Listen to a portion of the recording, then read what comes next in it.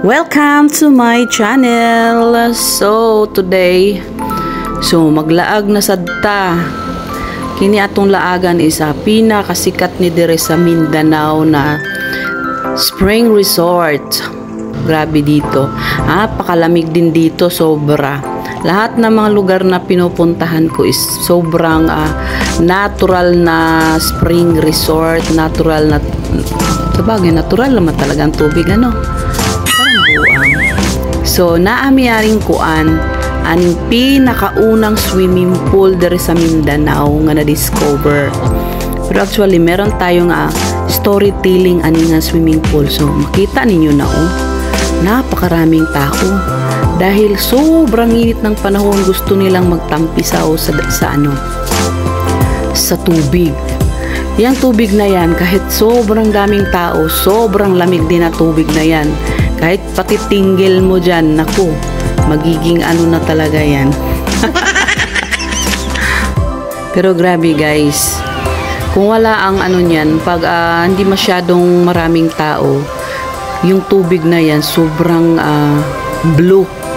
Yan yung sa gitna na yan, yan yung may ang tawag kasi sa amin dito is tubod or bukal. Di ko alam kung ano sa Tagalog ang tubod o bukal ba yun. Ayan. Pero meron tayong storytelling dito dahil itong swimming pool na to is na-discover siya nung buhay pa yung tatay ko. Maliit lang siya ba. Kumbaga sa Bisaya pa, lang siya ba, tubod, tapos gihimuan siya medyo gihimo siyang tabay-tabay until na-discover siya sa kanang tag-iya sa yuta sa may-ari ng lupa. Tapos ayun, ginawa siyang unti-unting swimming pool. Kaso lang, nung paggawa ng swimming pool na to, dahil napakatahimik na lugar nito, dahil sobrang liblib, malayo sa bayan, basta barangay siya. Tapos ayan, nagulat yung mga dyan, mga may-ari ba, kasi biglang may isda. Pero yung isda na yan, iisa na lang siya kasi dati talaga ang isda dito, yung hindi pa talaga siya masyadong na-discover, ang lalaki na mga isda. Tapos bawal siyang turuin dahil sabi nga nila may-ari daw ng engkanto. So ayan, dati talaga pumupunta kami dito, maliit pa lang talaga siya kasi pag mga tropa-tropa magyayaan, so lalakarin lang namin to kasi malayo din sa aming barangay, din napaka nito, bundok na siya ba, napaka liblib na siya na lugar, pero may mga bahay-bahay siya. So itong lupa na to, hindi pa talaga siya masyadong na-discover. Itong mga na to, nadagdagan na siya ng mga ganto. Ito talaga yung swimming pool noon na tinatawag nila na pag nag-swimming ka raw dito, depende na lang daw kung ikaw yung matsimpuhan ng engkanto. Dahil alam nyo naman, pag sa probinsya, yung mga haka-haka, talaga naman nangyayari talaga kasi hindi naman talaga magsasabi yung tao kung wala namang nangyayari, di ba?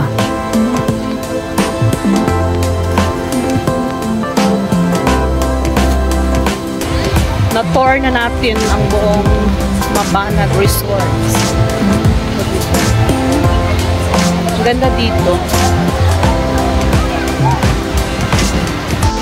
Ang daming naliligo pero malinaw pa din yung tubig. Diba? Sa sobrang init nga naman talaga ng panahon, talaga yung mga tao gustong magtampisaw sa tubig.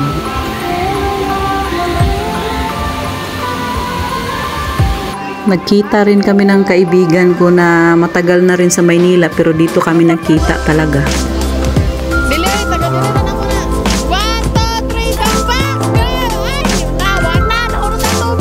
Pagkabastusa gini akong anak minuangan gini yang inahan. Wasya gitugnaw guys. Wasya gitugnaw. Anad man daw siya pandugnaw.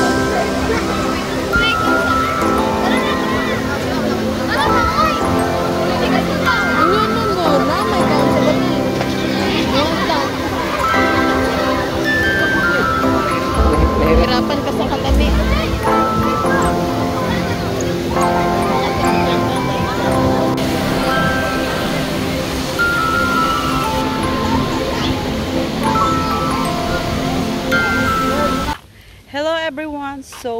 welcome to our vlog. So for today's video, so nata aning probinsya, no? So look,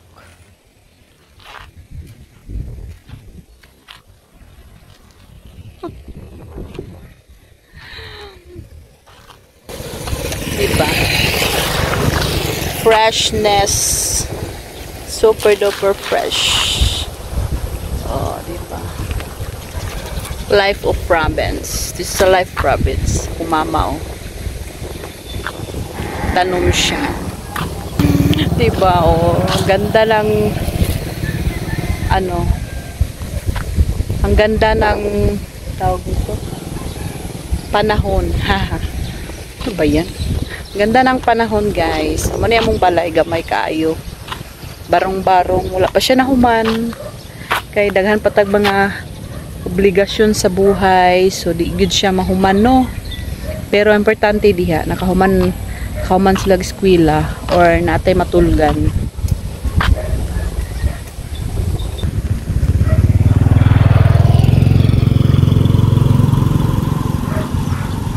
Napaka peaceful siya, guys, pero daghan siya og mga marites, bisag lagyo siya balay.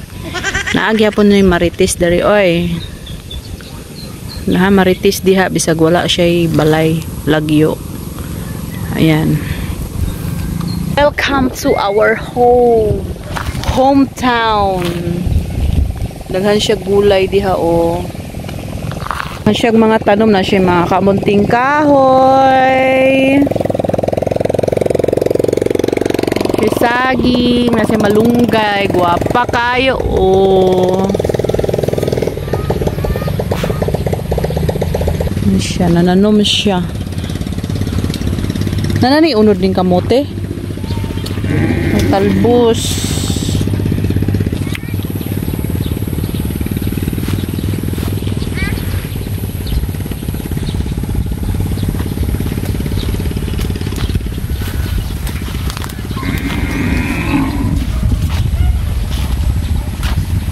Pwede kang okra, oh.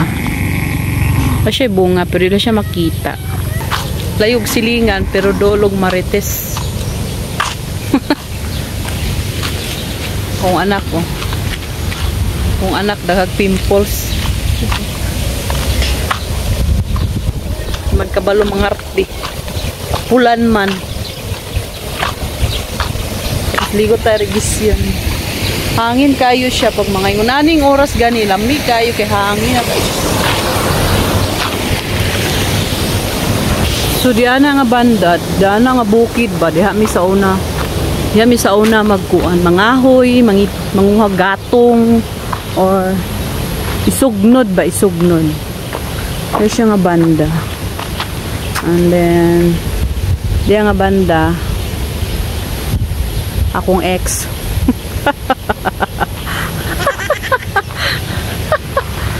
So look at, it's so very beautiful place.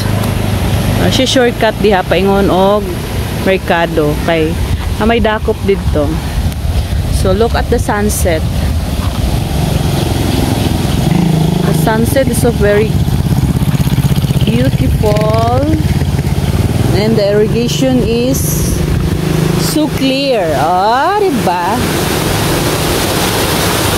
Dana. Manindot sa sunset. And then, yan, balay na mo. Dari ko maligo ba? Dana ko maligo. Okay, wala may tubig. Sa mumbalay, gubaon mo na mumbalay.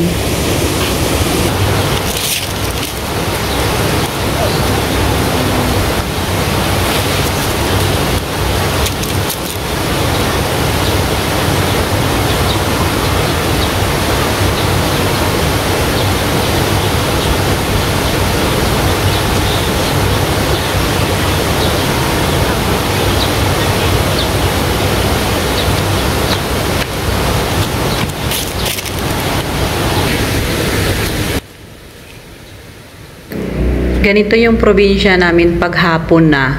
Talagang ano kami sa araw, sikat ng araw, tapos yan paglubog ng araw, talagang kitang-kita namin yung sunset. So ito naman yung view natin pagkagising natin sa umaga. Nagkakape tayo, kita natin yan dyan highway, yan mga tindahan. Yan, ganito lang kasimple ang buhay dito. So thank you so much everyone for watching to my vlog. And God bless you all. Thank you and thank you so much.